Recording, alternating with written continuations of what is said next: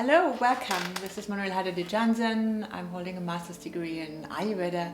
I'm a yoga therapist, and this is my YouTube channel. And I would be so happy if you could press the like and subscribe button so that I can continue my work of information and all Ayurveda and yoga related topics. Today there's something really special because I introduced myself as I'm a scientist of Ayurveda, great. But so many people just really have no idea what Ayurveda actually means. And explaining Ayurveda for me, coming from a northern Western European country, seems a little bit odd already. But we want to dive deeper.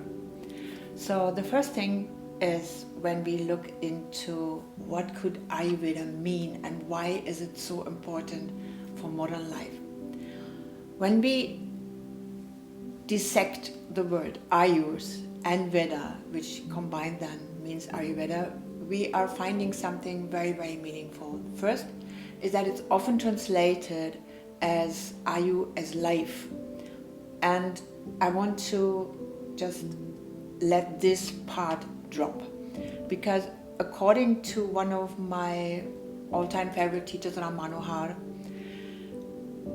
explaining Ayu is more than just life, because coming from the Sanskrit words and its different roots, it actually means that is going to end, or that is moving towards the end. We all know that life is going to end.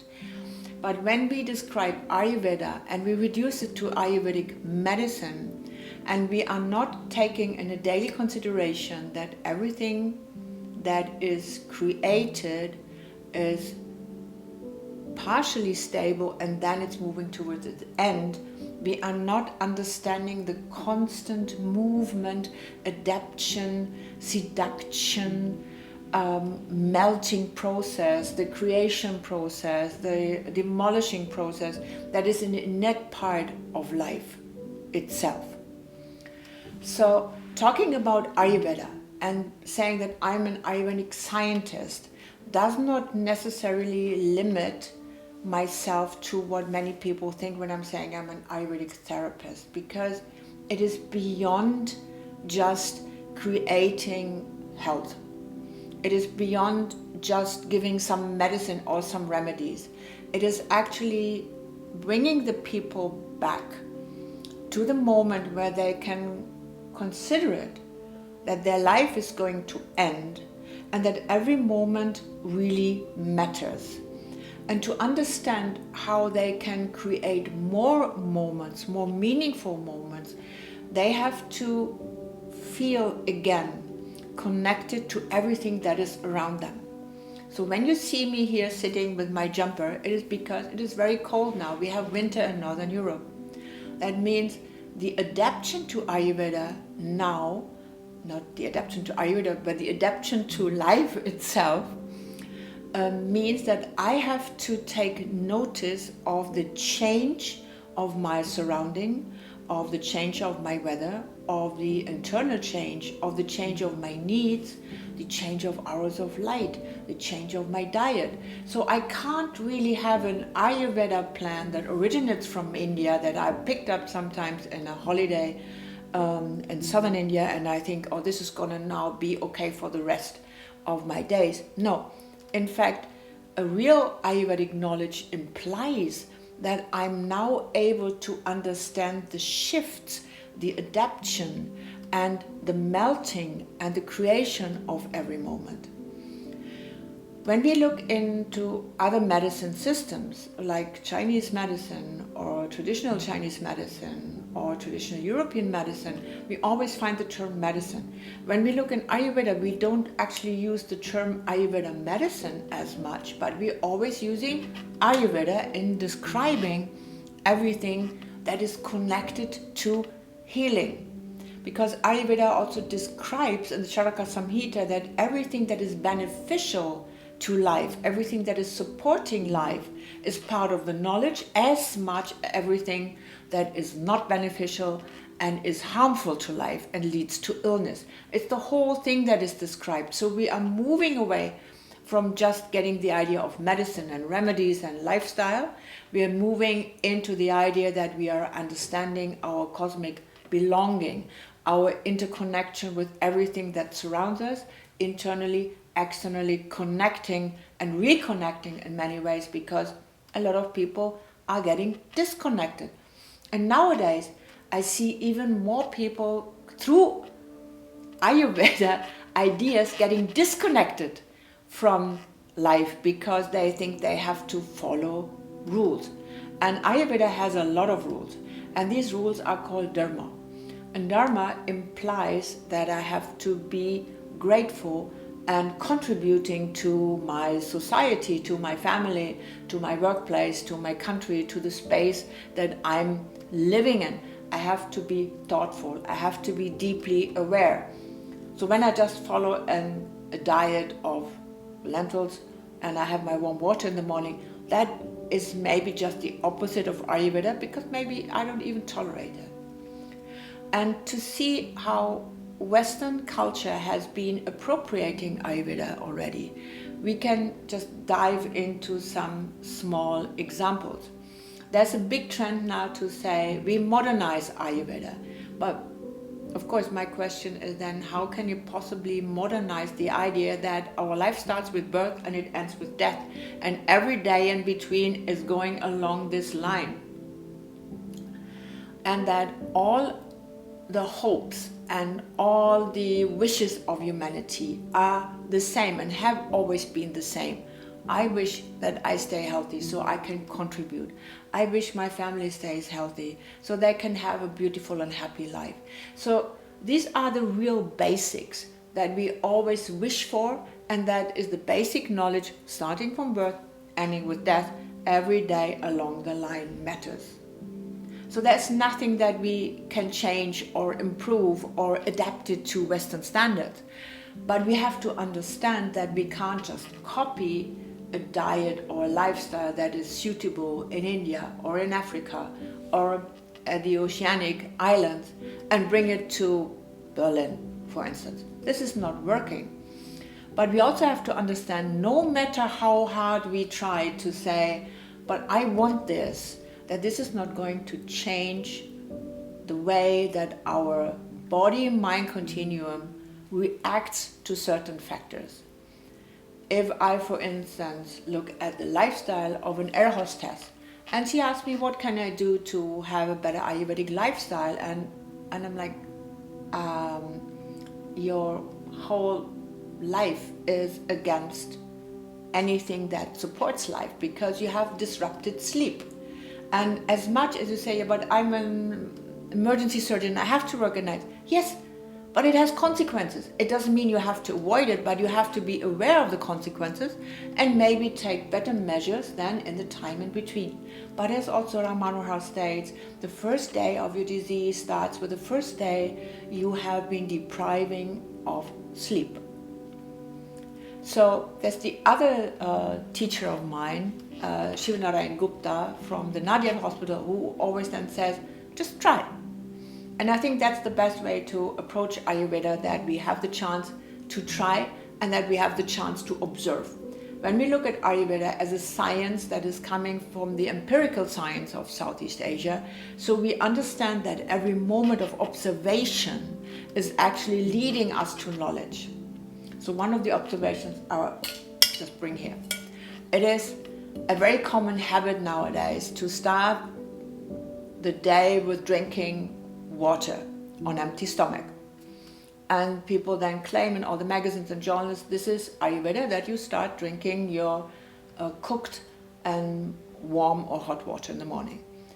And when we go to the origins of the water drinking, and we put that into the real big context, how it is met in Indian society from thousands and thousands of years ago, we can see the person coming with the copper pot and taking it from the little house temple and then going towards the Ganga or any other meaningful source of water, and then filling it carefully with water and then emptying it and looking into this moment that represents our life as well, that we are just coming from the very source.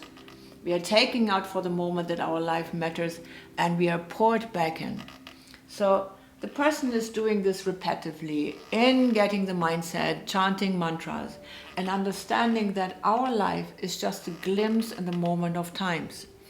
Then that person normally also starts pouring that water over the head to purify and to center all the thoughts, and all the meaningful processes get a little bit more just focused into this awareness of doing this procedure. So she continues, and then she's singing and chanting, and then she's including all the names of the family members, all the meaningful people in life, their children.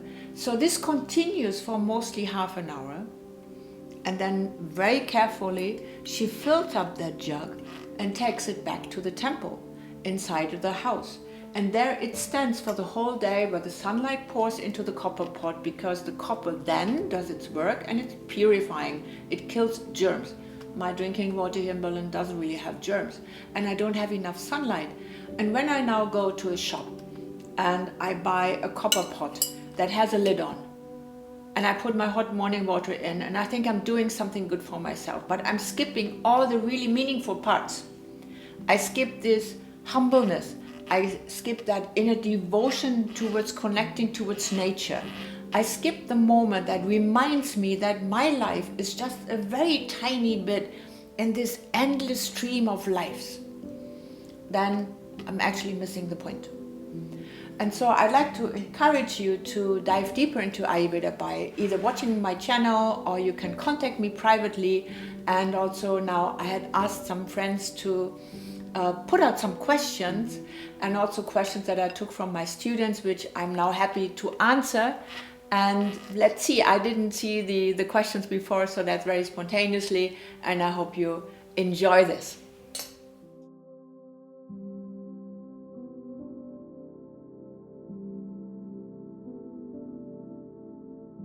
So that's a very typical question. First thing is, in Northern Europe, also through the influence actually of migrants from Vietnam, we started having fresh ginger in the water in enormous amounts. And the quality of our ginger is very different to the qualities we see in India. Traditionally, taking ginger into water is to increase the burning fire of digestion, which we call Agni. And we usually take shunti, which is dry ginger, which is then scrubbed in tiny amounts into the water. The idea of putting lemon juice with it is very new, because it increases pitta, it also increases heat, it increases acid in the stomach, and together with the ginger, it increases more internal heat. And if I see women who are suffering from menopausal symptoms like heat flushes, then the first thing is we have to take that away. The other thing is with lemon, I'm sorry to tell you, but it affects your enamel of your teeth, so be very sparingly when you use it. In India, we normally don't use lemon, we use lime, which is much sweeter, and just take several drops just to enhance the taste and also to enhance digestion. So when you take that, then you're already steaming up the fire in the morning. Then you have to have a proper breakfast. Having a proper breakfast is not normally necessary to that extent, but if you put so much heat into the process, then you have to put something that is digested. Otherwise, you will suffer a couple of hours later.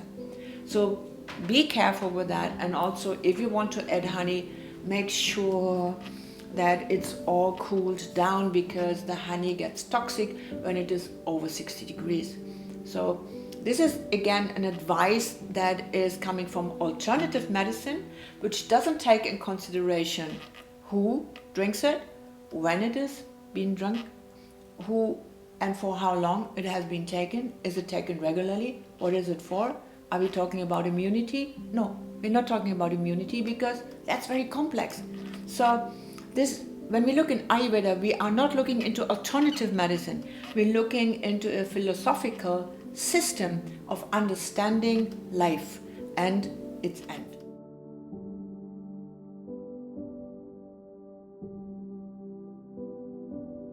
There is a big misunderstanding that we have been taught that lentils having so much protein. In fact, they have a lot of carbohydrates. So the idea of being a vegetarian, which is not necessary in Ayurveda, or even a vegan, which is absolutely not necessary in Ayurveda, because again, it is not alternative. It is understanding what your body needs according to what you actually want to get out of it. So then having lentils as a substitute for meat is a bad idea, because most people who are lactose intolerant also can't digest lentils very well, because it produces methane, which affects your brain function. So people get very tired from having lentils. And also it doesn't really supplement your protein. In fact, it makes you mostly here bloated. And so try to find different sources of protein for your daily consumption. Don't stick to lentils. It is not the best idea for everyone. Again, ask your therapist, ask your practitioner, what is your particular body type, what is your particular digestive type, to understand if lentils are really that beneficial for you, and also to understand what is your demand in life and what is your age, because all this then is taken in consideration when we talk about having lentils. There's nothing bad in having a small portion of lentils a day, but it shouldn't be your main staples for getting your protein source.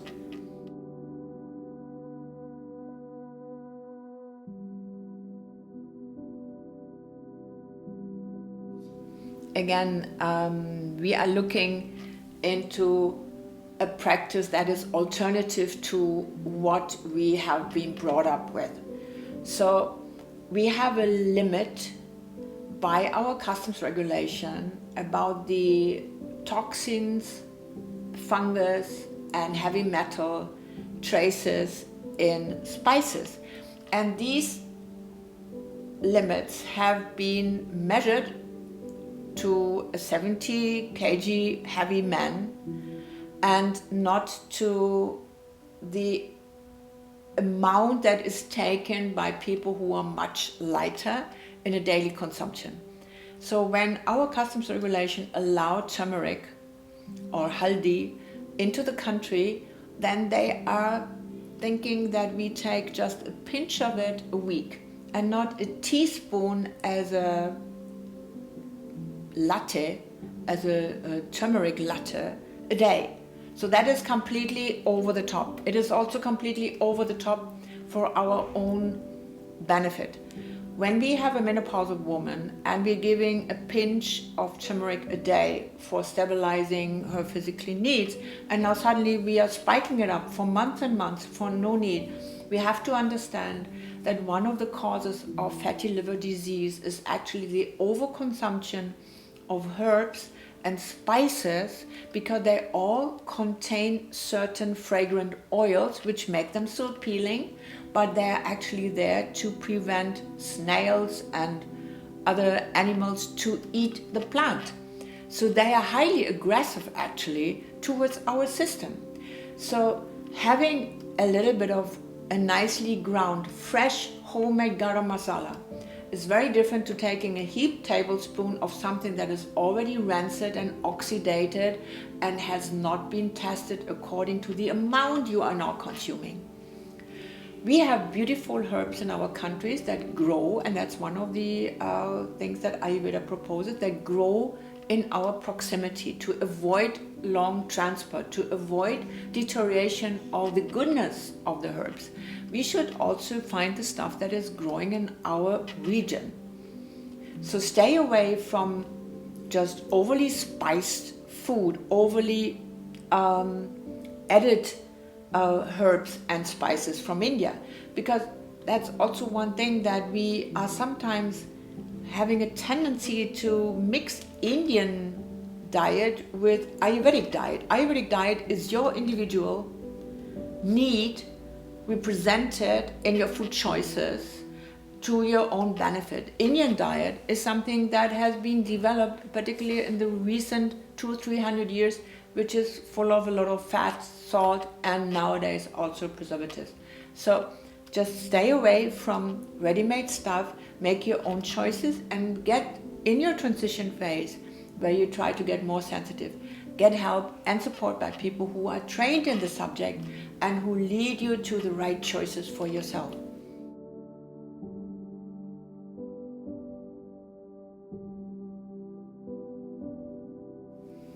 Oh, my favorite topic. I try to keep it short and we probably make an extra video about coffee. So Ayurveda doesn't forbid anything, starting from here. So we have to see why people want to have coffee. And to understand that coffee is one of the most used hallucinogenic drugs, we have to see what is the inner urge to continue to have coffee and how much does it alter your system. Coffee is very tricky because in the beginning it gives you a high, people feel elevated, they feel more focused, but when they feel more focused, they often also forget about the sidelines. And then they have a phase of peak and then a sharp coming down. The coming down phase then sometimes is just pronounced by feeling irritable, feeling more sensitive, feeling insecure, and leads to either more sugar consumption or having another coffee. Every coffee that you consume by midday still has so much caffeine in your system that it will disturb your night's sleep. And when we say one of the pillars of Ayurveda and of improving your life is sleep, and then you're doing something that jeopardizes your sleep, while in the next morning you're surprisingly complaining that you feel tired and you seem to need to have a coffee, we call this addiction. So in the pattern of addiction, there is nothing that we should actually support, because addiction is nothing that is necessary to sustain life. It actually jeopardizes our clever choices. And what I also feel, and I really want to speak about this in a broader video, is that I found women in my Panchkamra retreats that said, but if I don't drink coffee, I don't function anymore. And again, is our life about functioning, or is our life about expanding our experiences, about understanding, about creating awareness, about connecting, about care, and not about function? So I would suggest, if you have the occasional coffee, why not if it suits your body constitution in that moment? For instance, you have a cough. But if you are thoughtfully in the process of making your life better, then I think you can make better choices. But we're going to speak about this. There's so much into coffee and understanding one's mind, one's needs, one's urges. So I'd like to meet you here again for the coffee table time.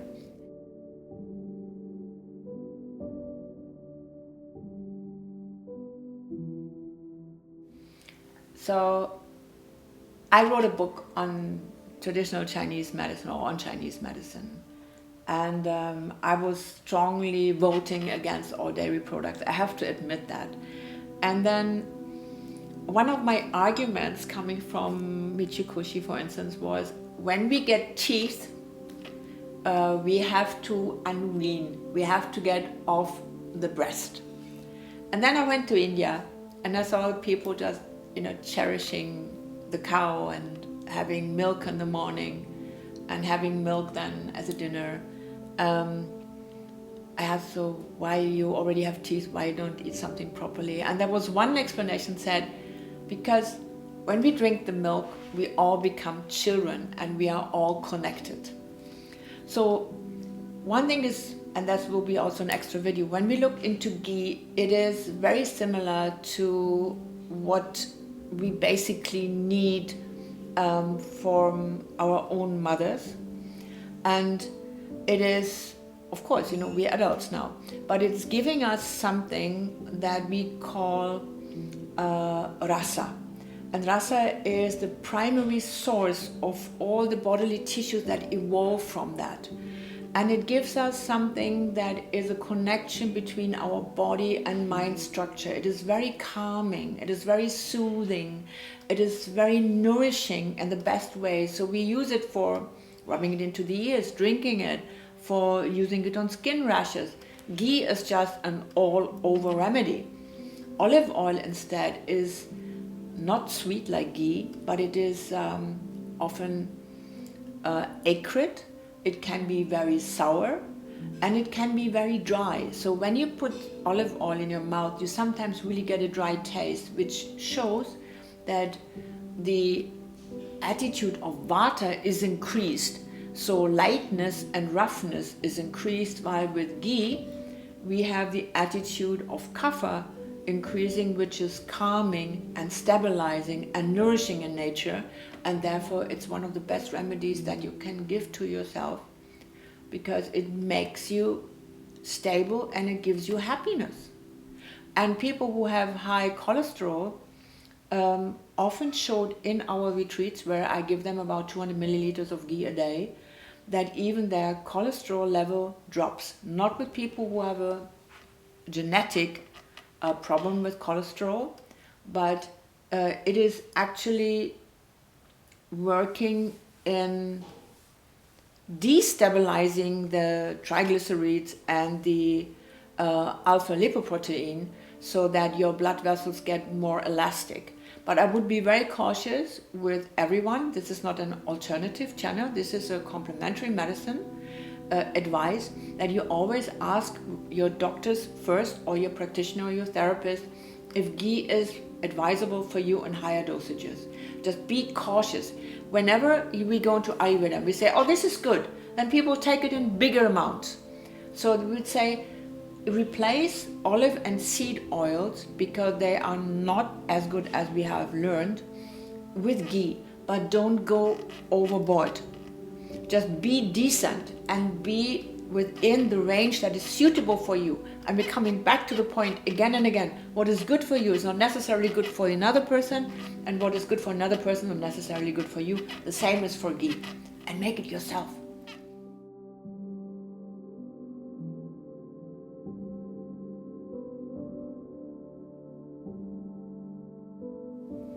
So that's again the thing, when you have the need to eat meat and you're not eating it just out of pleasure and in big amounts, and also you are decent about the way the animals are kept, then Ayurveda doesn't have a rule. Again, it doesn't have a rule. But when we talk about Ayurveda as the science that explains the life from birth to death, then we also be causing death. But we have to be very sensible in saying, even by planting plants, we are also causing a change in environment that might cause to death. So when the person is weak, then we often give meat, because it is much easier to digest. It already has been pre-digested. So what is in the muscle mass of an animal then has been already going through that animal's stomach. So sometimes we find conditions for the people that we say meat is not really beneficial, and I found a lot of vegans and vegetarians changing their position. For instance, just recently there was a vegan person with a baby that was not well developing, and my prescription was then chicken and ghee, and she said, oh yeah, but baby grew. So what can we say? With other people, they can remain vegan all their life. It is according to their body type, to their digestion, and to the demands, if they need more or less. But it is never a question of, is it allowed?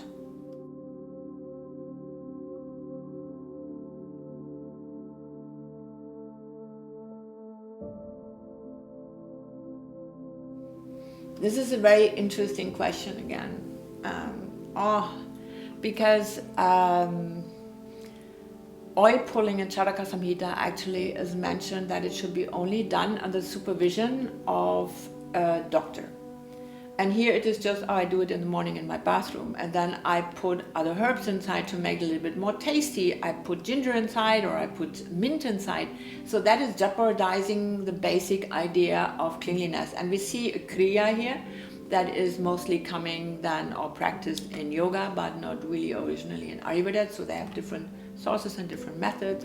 And speaking to a dentist, some dentists say they see benefit But mostly I have to say the benefit is because people change their diet and they do the oil pulling. It's not that, they keep their diet of sugar, fats and processed food and do oil pulling, but they suddenly become more aware, they get more clean, they change a lot of things in their life and add the oil pulling. So that would be my thing there.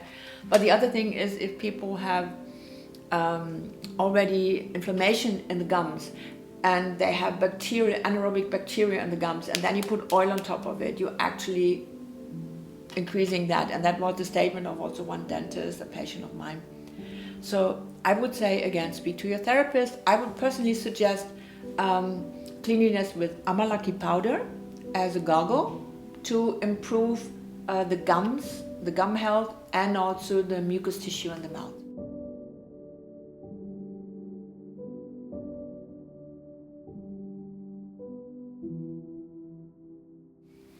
So your routine is something that we have to look into and personalize what is necessary and what is stuff that you have just developed over years because it is convenient, because it feels good, it's comforting.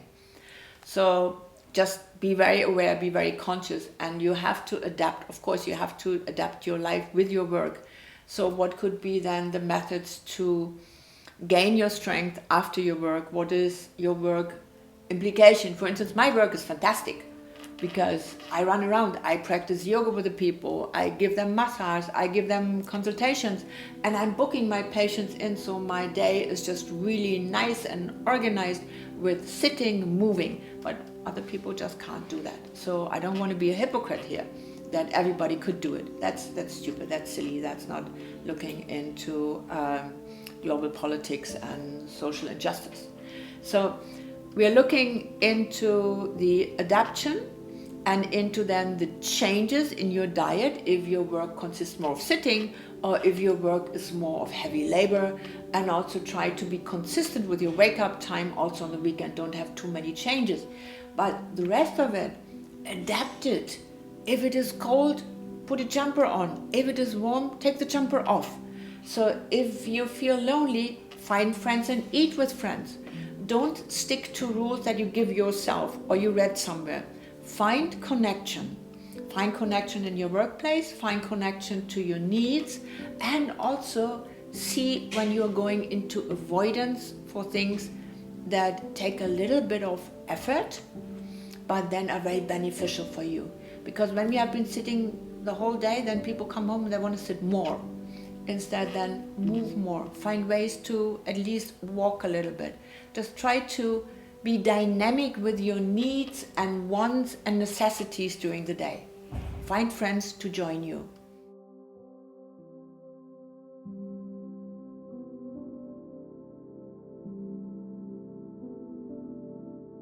So, what is then your gym and sport routine? If you are running like you are on the run, that might be beneficial for a short term, but it then spikes up your pitcher.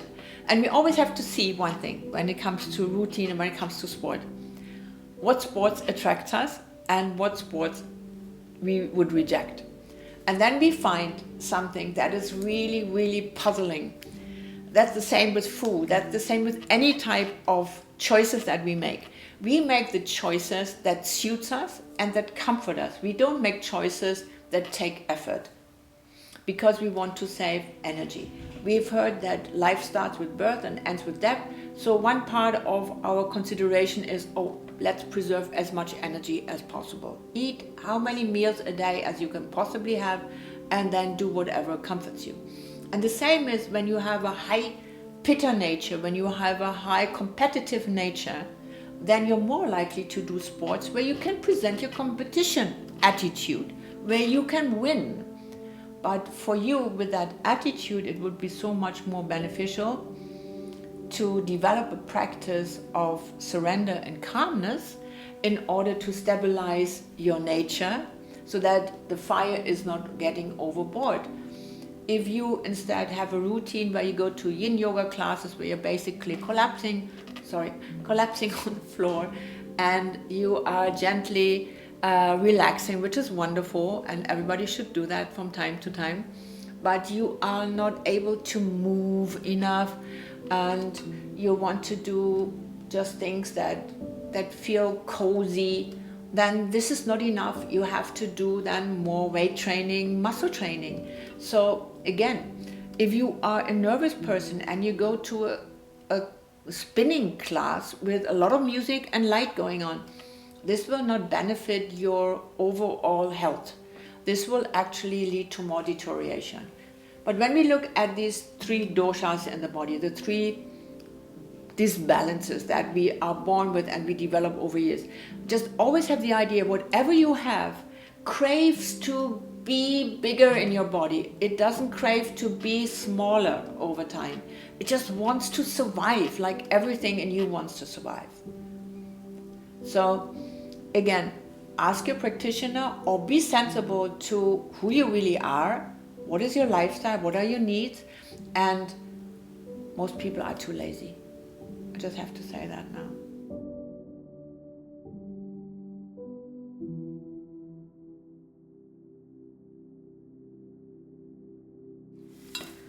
This is another big topic because, as Manohar said, when we look into detox, we would necessarily avoid the term in Ayurveda fully, because detox implies that there's a certain toxin, and with our methods we would then remove this toxin, which we would also have to prove.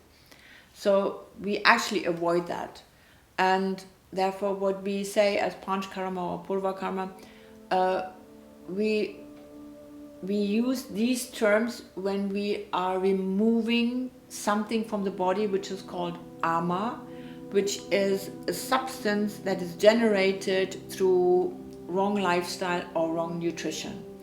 And I would love to keep this also low as an answer, so that we can dive with another video into the rumors of detoxing and into the science of Panch Karma and Purva Karma, all the methods that Ayurveda provides to have a cleaner, a more sensible, a more adapted lifestyle.